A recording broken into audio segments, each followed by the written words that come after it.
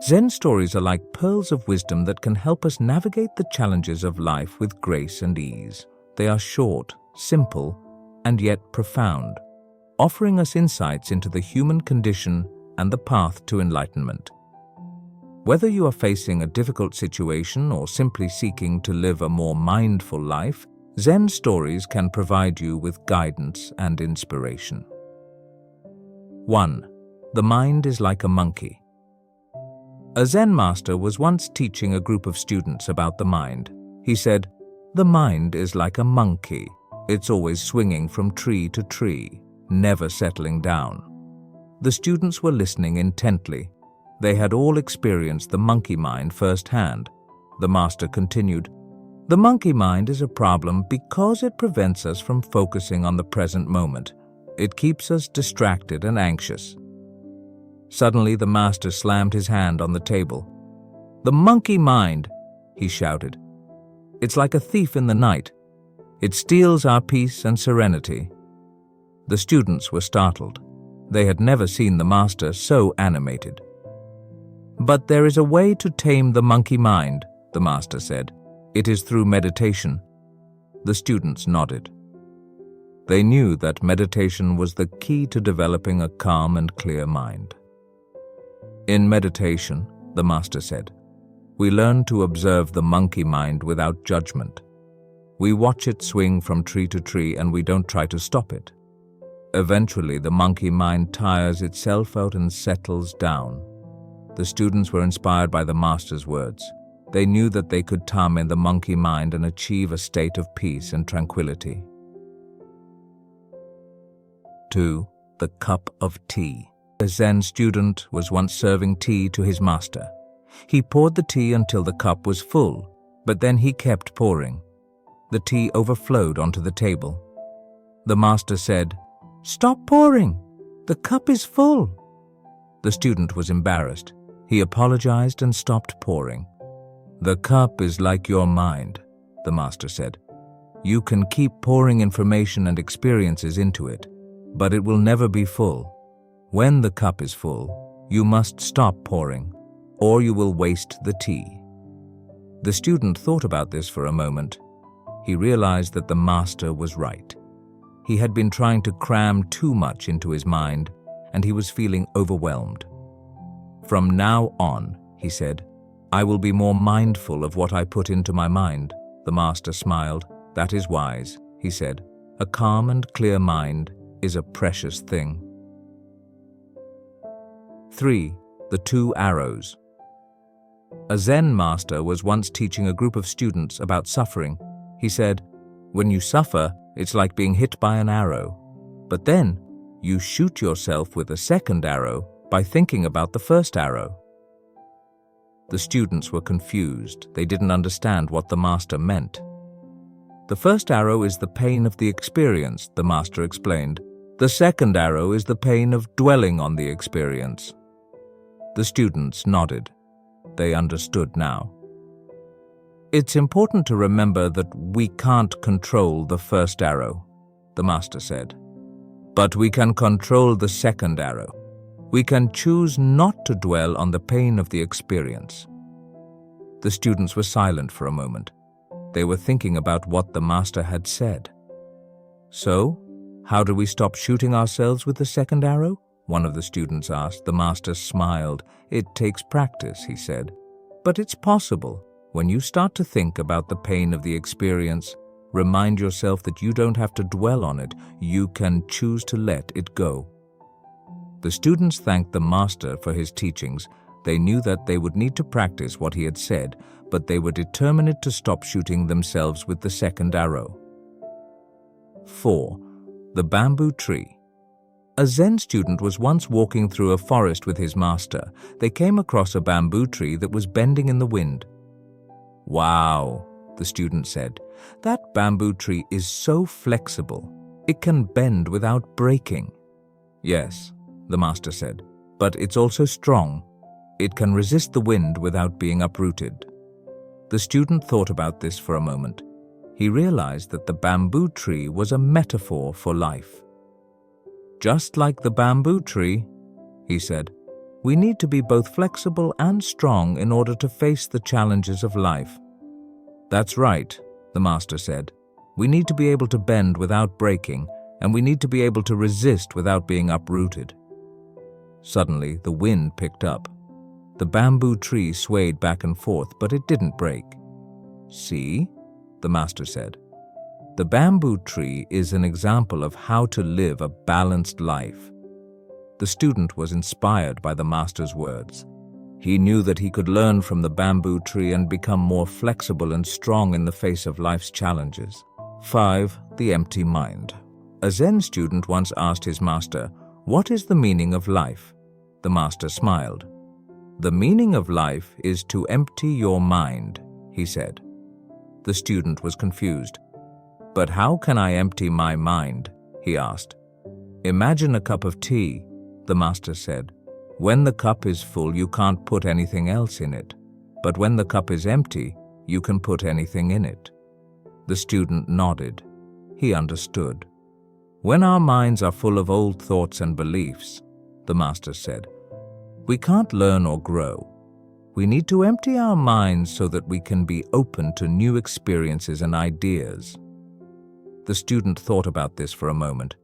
He realized that he had been carrying around a lot of baggage from his past. He decided that it was time to start emptying his mind. "From now on," he said, "I will be more mindful of my thoughts and beliefs. I will let go of the old and embrace the new." The master smiled. "That is wise," he said. "A mind that is empty is a mind that is ready for anything." 6. The pebble. A Zen student was once walking along the beach with his master. They came across a pebble. "Master," the student said, "this pebble is so smooth and perfect." The master replied, "Yes, but it took many years of waves and sand to make it that way." The student thought about this for a moment. He realized that it takes time and effort to develop a calm, clear, and open mind. "Just like the pebble," he said, "I am willing to put in the time and effort to develop a calm, clear, and open mind." The master smiled. "That is wise," he said. "The journey to enlightenment is not easy, but it is worth it." The student and the master continued walking along the beach. The student picked up another pebble and examined it closely. This pebble was not as smooth and perfect as the first one, but it was still beautiful. "Master," the student said, "what does this pebble represent?" The master replied, "This pebble represents the different stages of our journey to enlightenment. Sometimes we will be smooth and perfect, and other times we will be rough and imperfect. But as long as we keep moving forward, we will eventually reach our destination." The student was inspired by the master's words. He knew that he would face challenges on his journey to enlightenment, but he was determined to keep moving forward. 7.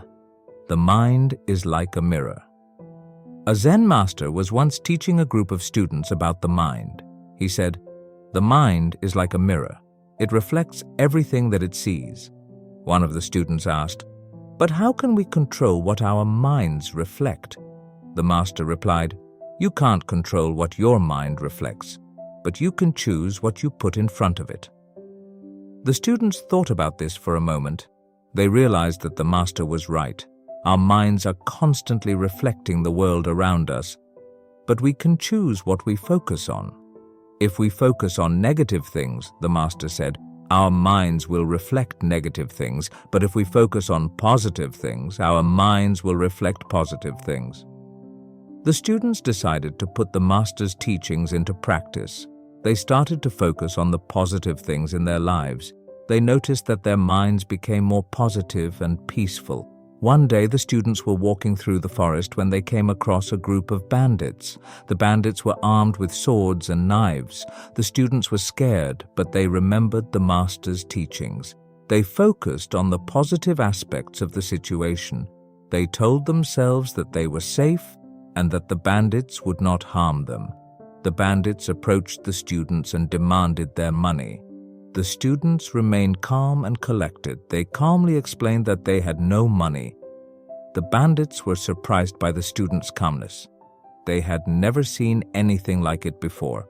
They apologized for their behavior and left the students in peace. The students were grateful to the master for his teachings. They realized that by focusing on the positive, they could overcome any challenge. 8. The dragonfly. A Zen student was once sitting in meditation when a dragonfly landed on his hand. The student watched the dragonfly for a while. He noticed how still and focused it was. The dragonfly seemed to be completely aware of its surroundings. The student realized that he could learn a lot from the dragonfly. He could learn to be more still and focused in his own life. The student closed his eyes and started to meditate. He focused on his breath and on the sensations in his body. He let go of all of his thoughts and worries. After a while, the student felt himself becoming more and more relaxed. He felt like he was merging with the dragonfly. He felt like he was becoming one with the universe. Suddenly, the dragonfly flew away. The student opened his eyes and looked around. He felt different. He felt more calm and centered. He felt more connected to the world around him. The student realized that the dragonfly had been a teacher to him. The dragonfly had taught him how to be still, focused, and present. 9. The Zen gardener. A Zen gardener was once tending to his garden. He was weeding and pruning the plants and making sure that everything was in order. A group of bandits were watching the gardener from a distance. They were planning to rob him. The gardener finished his work and sat down to meditate. The bandits approached him and demanded his money. The gardener remained calm and collected. He told the bandits that they could take his money, but that they would have to take his garden as well. The bandits were confused. They didn't understand why the gardener was so calm. The gardener explained, "My garden is my life's work. It is more valuable to me than any amount of money." The bandits were impressed by the gardener's wisdom. They apologized for their behavior and left him in peace. The gardener continued to meditate. He was grateful that the bandits had not harmed him or his garden. He knew that he was lucky to be alive. 10. The Zen monk and the tourist. A Zen monk was once sitting in meditation when a tourist came up to him. The tourist said, "Excuse me, but I'm looking for a place of peace and tranquility. Can you help me?" The monk replied, "Yes, I can help you. Just be here now." The tourist was confused. He said, "But I don't know where to go." The monk smiled and said, "You don't need to go anywhere. The peace and tranquility are already here." The tourist sat down next to the monk and closed his eyes. He started to focus on his breath. After a while, the tourist started to feel more relaxed. He realized that the monk was right. The peace and tranquility were already here. The tourist opened his eyes and thanked the monk. He said, "I never realized that peace and tranquility were so close at hand." When we apply the lessons of Zen stories to our own lives, we can create a more peaceful and harmonious world for ourselves and others. Before I give you some tips, please like and subscribe to my channel for more inspiring and uplifting content. Here are some specific lessons that we can learn from the Zen stories. Remain calm and focused even in the face of adversity. The real enemy is often within ourselves. The journey of life is often difficult, but it is also rewarding. It is important to find what is truly valuable to us and to protect it. Peace and tranquility are always available to us if we are only willing to be present in the moment. Our minds are constantly reflecting the world around us. We can choose to focus on the positive or the negative. It takes time and effort to develop a calm, clear, and open mind. We need to be both flexible and strong in order to face the challenges of life. We need to empty our minds in order to be open to new experiences and ideas. We cannot control the first arrow of suffering, but we can control the second arrow of dwelling on the suffering. We need to be mindful of what we put into our minds. Our minds are always active, and that's okay. But if we want to have a calm, clear, and open mind, we need to train our minds to focus.